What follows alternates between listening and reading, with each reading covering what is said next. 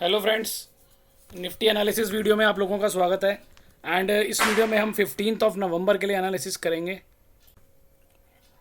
चलेंगे निफ्टी के चार्ट के ऊपर और देखते हैं अभी क्या इस समय पोजीशन बनी हुई है। तो ये निफ्टी का डेली चार्ट है। एंड जो एक हमारा लेवल था 450 वाला, वो लेवल अभी तक क्रॉस नहीं हुआ है। हालांकि संडे को हमारे को क्लोजिंग उसके ऊपर मिली जो दिवाली के दिन मुहूर्त ट्रेडिंग था, बट वो रेड कैंडल था तो उसको कंसिडर नहीं किया जा सकता। एंड फिर उसके बाद मंडे की जो क्लोजिंग आई है वो भी रेड कैंडल है और 450 के नीचे क्लोज हुआ है। तो अभी तक जो हमारा एक मेन रेजिस्टेंस लेवल जो है वो चल रहा है, वो अभी तक क्रॉस नहीं हुआ है। ठीक है, तो एक बार चलते हैं और 1 मिनट के टाइम फ्रेम पे चल करके देखते हैं कि अभी क्या सिनेरियो बना हुआ है। अभी जो ये ओपनिंग हुआ हमारा फ्राइडे मंडे वाले दिन, गैप डाउन हुआ और उसके बाद में हम गैप डाउन होने के बाद में हम साइडवेज होकर के बिल्कुल जो क्लोजिंग जिस तरीके की आई है वो काफ़ी बेयरिश क्लोजिंग है। अगर इंट्राडे पूरा मोमेंटम देखें उसके बाद में, तो इस तरह की क्लोजिंग आना थोड़ा नेगेटिव रहता है नेक्स्ट डे के लिए। और अब नेक्स्ट डे जैसे आज का दिन है तो आज जो है छुट्टी हो गई, तो इसलिए हो सकता है कि ये गैप डाउन बहुत ज़्यादा अपने को ना मिले। लेकिन जब भी इस तरह की क्लोजिंग आती है तो उस दिन गैप डाउन होने के चांस रहते हैं उसके नेक्स्ट डे तक। ठीक है, और 3 मिनट पे भी आप देखोगे संगम बना हुआ है, 5 मिनट पे भी आप देखोगे लगभग संगम बन रहा है। एंड 15 मिनट पर भी यहाँ से ये 200 के ऊपर निकाल करके गया था, तो अब इसको 15 मिनट पे भी नीचे आना है एक बार को संगम बनाने के लिए। एंड सेम 30 मिनट, 1 आवर का टाइम फ्रेम। तो ये लगभग सारे टाइम फ्रेम पे अब आप देख रहे हो कि छोटे से लेकर के बड़े तक संगम बनने की प्रोसेस जो है वो स्टार्ट हो गई है। ठीक है, ऐसे ही 2 आवर देखो 3 आवर देखो, सब टाइम फ्रेम पे ये संगम दिखाई दे रहा है आपको। इसका मतलब ये है कि अब यहाँ से अब वो कब होगा वो वो नहीं पता। 4 आवर पे भी आप देखो तो इस सारे टाइम फ्रेम पे क्लियरली आपको दिख रहा है कि संगम बन रहा है।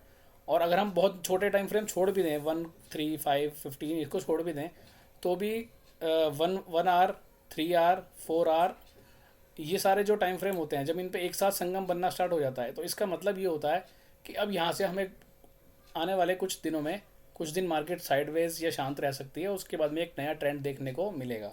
ठीक है, अब वो ट्रेंड ऊपर का होगा या नीचे का होगा वो हमारे जो लेवल्स हैं वो लेवल्स हमारे को बताएंगे। तो अभी एक काम करते हैं, लेवल्स ही देख लेते हैं एक बार निफ्टी के कि अभी फ़िलहाल क्या लेवल्स चल रहे हैं। तो ये आ गए हमारे लेवल्स। हमारी जो क्लोजिंग आई है मंडे को वो आई है 19,440 के आसपास। और अगेन रेसिस्टेंस वही है 450, एंड एक नया रेसिस्टेंस ये और है ऊपर 465 का। ठीक है, तो ये दो रेसिस्टेंस हैं। और नीचे की तरफ अगर हम आते हैं तो नीचे की तरफ अगर आप देखोगे तो 19,414, फिर उसके बाद 370, फिर 330। तो ये तीन मेजर अभी एक नीचे सपोर्ट एरिया हैं, और 330 के नीचे अगर हम जाते हैं तो फिर उसकी बात हम बाद में करेंगे। फ़िलहाल के लिए ये आपके पास तीन जो हैं लेवल्स हैं, इनको आप शॉर्ट टर्म के लिए यानी अगले 1-2 दिन के लिए नोट करके रख सकते हो। 414 एंड 370 एंड उसके बाद 330। ठीक है, और ऊपर का तो आप लोगों को ये पता ही है, ये तो बहुत बार डिस्कस ऑलरेडी हो चुका है।